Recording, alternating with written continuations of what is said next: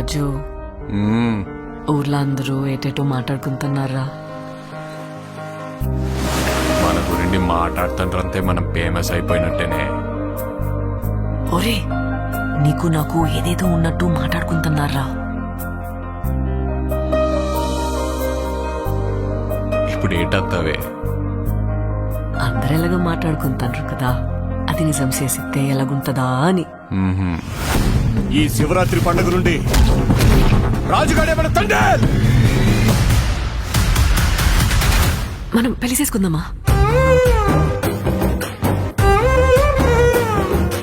ఇక్కడున్న 3 నెలలు నా 9 నెలలతో సమానం.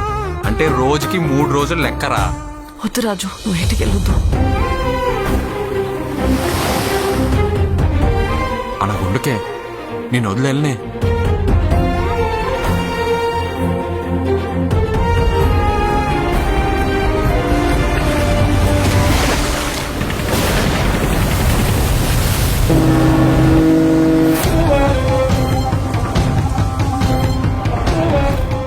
కాలిపోతుందా? నైతో మీ దేశంకి ఏమి చేసినా తుడుచుకొని పోవటం అలవాటైందా? మా దేశంలో ఉన్న ఓరకొక్కలని ఉత్తరం వైపు తిరిగిపోస్తే ప్రపంచ పటంలో పాకిస్తానే లేకుండా పోతే మా యాసని మాత్రం ఎడకారం చేస్తే రాజులమ్మ జాతరే. ఈడు రాడు, ఈడు తండ్రి.